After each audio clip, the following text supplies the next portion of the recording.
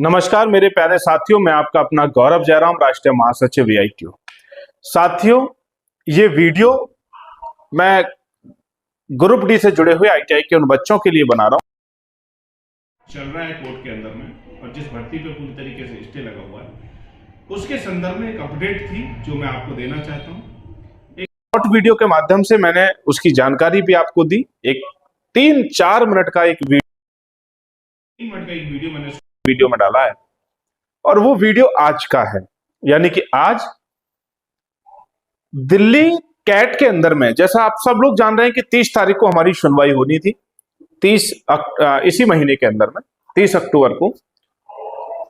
और इसको लेकर के हम लोग भी एक दो बार अर्ली हियरिंग के लिए हम लोगों ने बीच में, जैसे बहुत लंबा टाइम दिया, लगभग 2 महीने की डेट दे दी गई थी, तो हम लोगों ने एक एप्लीकेशन उस समय भी लगाई थी। 3 बार हम लोगों ने एप्लीकेशन लगाई। लेकिन आज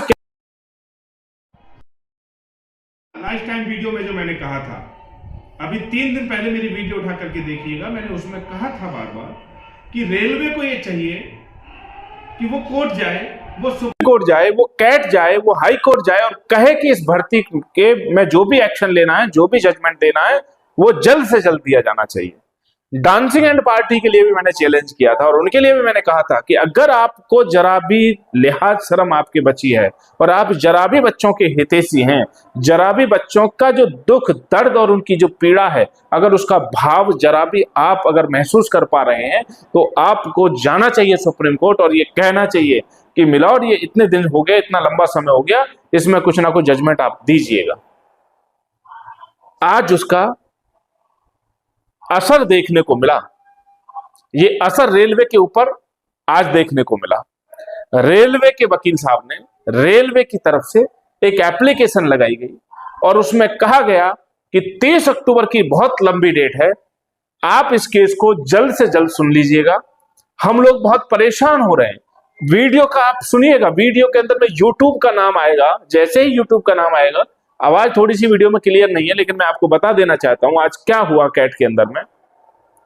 रेलवे के वकील साहब कह रहे थे कि सर, हमको परेशान कर रखा है, हमको इन लोगों ने, दिक्कत ये आ रही है कि यूट्यूब के ऊपर में केस की अपडेट ये हो गया, वो चल रहा है, और रेलवे को एक इस तरीके से दिखाया जा रहा है, पूरा का पूरा ये मामला, ये सारा कुछ चल रहा है। तो वो एक तो सारी की सारी जो वीडियो है, एआईटीयू की सारी वीडियो वो वॉच कर रहे हैं, और इस वीडियो को भी वो देखें। पूरा देश देख रहा है, और खासकर से वो लोग जरूर देखते हैं एआईटीयू को, गौरव जयराम एआईटीयू को वो लोग जरूर सुनते हैं कि जो लोग टेक्निकल जानकारी रखते हैं, या इस केस से जुड़े हुए हैं, या इस डिपार्टमेंट से जुड़े हुए हैं, रेल एंड डिपार्टमेंट से जुड़े हुए हैं, या कानूनी जानकारी रखने वाले लोग गौरव जयराम एआईटीयू के इस चैनल को जरूर देखते हैं, जैसे आप लोग देखते हैं। वो तमाम जो चीजें हैं, यहां पूरी की पूरी चीजें वो कही जाती हैं कि जो रियलिटी होती है, जो रिजल्ट होता है, तथ्य के साथ में मैं बात रखता हूं। वो लोग लगे हैं चैनल के पीछे भी, वो लोग लगे हैं हमारे पीछे भी, बहुत सारी चीजें कर रहे हैं। आप करते रहिए, हमारे ऊपर कोई फर्क पड़ने वाला उन चीजों से नहीं है। आज की जो सुनवाई हुई, उस सुनवाई के अंदर में रेलवे के वकील साहब ने जोर देकर के कहा कि हम लोग बहुत परेशान हो गए हैं, और आप इसमें जल्द से जल्द आप इसमें सुनवाई कर लीजिएगा। 30 अक्टूबर को इसमें सुनवाई है। ये सवाल मैं इसलिए छोड़ रहा हूं आपके बीच में बच्चों, आप इस बात से अंदाजा लगा सकते हैं कि ये वही रेलवे है, वही रेलवे के वकील साहब हैं। जब 2 महीने की डेट मिली, जब हाई कोर्ट ने कैट को भेजा, तब उसमें काफी लंबी समय उसमें दिया गया, हाई कोर्ट ने उसमें काफी लंबा समय ले लिया, 2 महीने के बाद में डेट दी, सुनवाई हुई। उस समय इनको वो 2 महीने का समय और 2.5 महीने का समय और 3 महीने का समय नहीं लगता था, वो समय इनको नजदीक लगता था। आज 30 तारीख के कुछ चंद दिन बचे हैं। दिल्ली हाईकोर्ट की जो 8 तारीख को सुनवाई हुई, उस सुनवाई के बाद ऐसा क्या हो गया आखिरकार कि आपको 15 दिन भी महीनों जैसे दिखने लगे, और आप एप्लीकेशन लेकर के पहुंच गए कोर्ट के अंदर में और कहने लगे कि मिलॉर्ड, आप इसको जल्दी से सुनिएगा, इसको जल्दी से सुनिएगा, इसको निपटाइएगा केस को। आखिर ऐसा क्या हो गया? ये पॉइंट है समझने वाला, ये पॉइंट है सोचने वाला। ये ही आपकी जीत का इशारा करता है। आईटीआई के बच्चों की जीत की तरफ ये जो तथ्य है, ये जो रेलवे की तरफ से जो एक्शन लिया गया, ये डायरेक्टली इनडायरेक्टली आप ये मान लीजिए कि ये जीत की तरफ में इशारा हो गया है।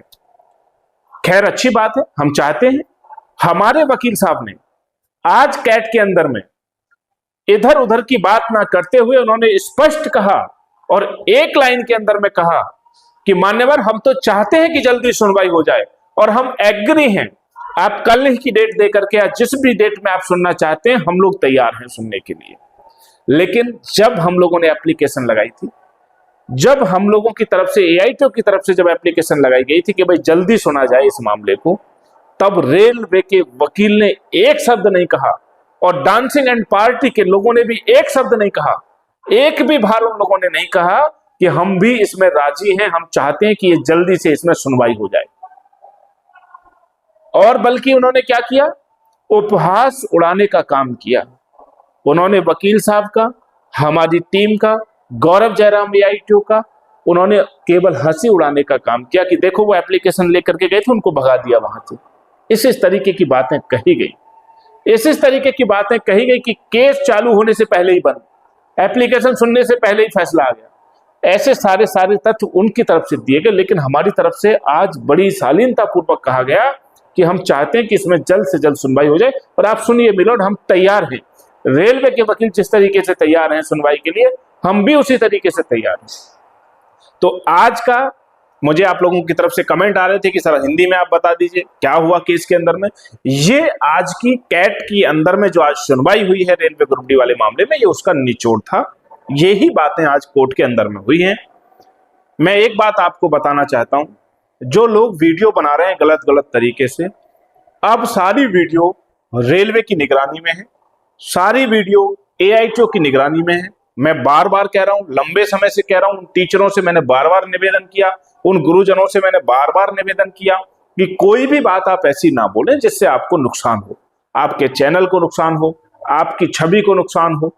क्योंकि केस के अंदर में, जब केस कोर्ट के अंदर में चल रहा है, तो आप केवल वही जानकारी दें जो टेक्निकल है और जो तथ्य के साथ में है।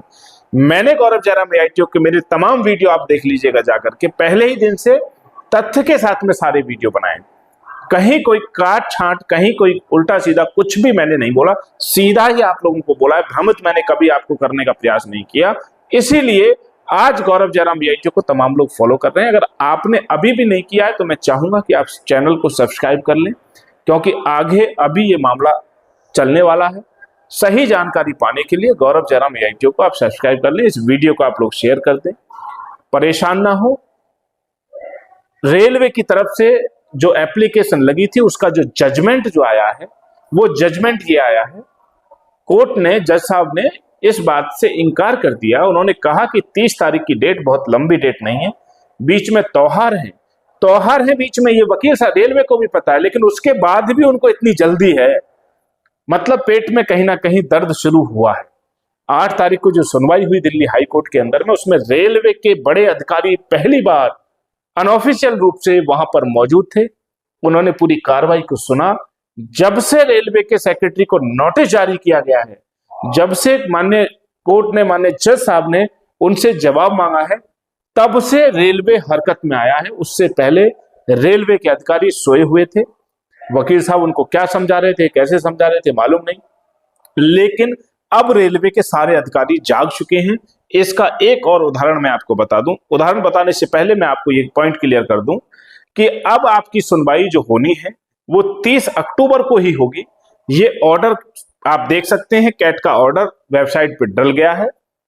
उन्होंने इतना कहा है कि हम लोग 30 तारीख को जब सुनवाई करेंगे तो स्टार्टिंग के जो 5 फाइल आएंगी, उस 5 फाइल में आपका सुना जाएगा। यानी कि आइटम नंबर जो पहले हमको मिलता था 54, 55, 61, 62, अब हमको 1 से लेकर के 5 नंबर तक, यानी कि शुरुआत में 10 बजे, 10:30 बजे कोर्ट चालू होता है, तो 10:40 पे ही लगभग आपको सुन लिया जाएगा।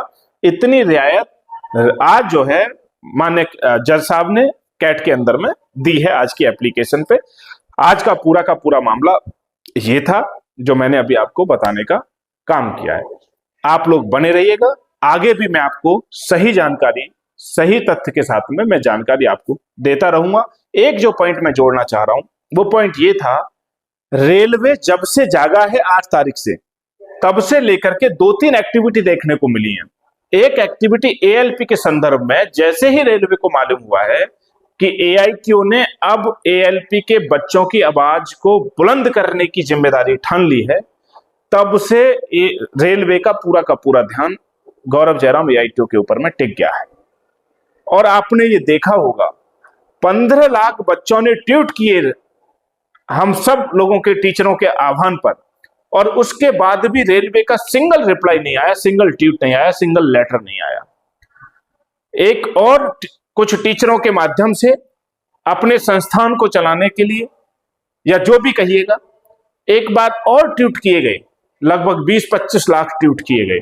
हम सब लोगों ने, आप बहुत सारे लोगों ने उसमें सहयोग किया, मैंने सहयोग नहीं किया। उसके बाद भी सिंगल ट्वीट रेलवे ने नहीं किया। लेकिन जब से उनको यह मालूम हुआ है कि एएलपी का केस रजिस्टर्ड हो गया है, तो उन्होंने वेबसाइट पे एक नोटिस देकर के बच्चों को समझाने का काम कर रहे हैं कि हम लोगों ने रिजल्ट जो दिया है वो उसमें कैलकुलेशन ये किया है, ये इस तरीके की कैलकुलेशन किया, हमने कैलकुलेशन सही की है। नोटिफिकेशन देकर के बता रहे हैं, वेबसाइट पे जाकर के आप नोटिफिकेशन देख सकते हैं। तो ये जो परिवर्तन आप लोग देख रहे हैं, ये आप सबकी ताकत का नतीजा है, आप लोगों की कामयाबी मिलने जा रही है। और रेलवे के अंदर में, रेलवे बहुत बड़ा डिपार्टमेंट है, उच्च अधिकारियों के कान में वो आवाज जाती नहीं है, लेकिन इस चैनल के माध्यम से मैं उनको ये आवाज देना चाहता हूं कि अगर आप बच्चों के साथ में कुछ भी गलत करेंगे तो अब एआईक्यू चुप नहीं रहेगा। एआईक्यू का परिवार दिन रात बढ़ता जा रहा है। अब हम लोग 2.5 लाख नहीं है, आज की डेट में हम लोग 10 लाख के करीब में हमारी वॉलंटियर्स, हमारी संस्था से जुड़े हुए लोग पहुंच चुके हैं। जो लोग नहीं जुड़े वो भी जुड़ जाइएगा एआईक्यू के साथ। और लास्ट में मैं आपसे विदा लूंगा, गुड नाइट कहते हुए। लगातार आप बने रहिएगा। बहुत बहुत शुक्रिया।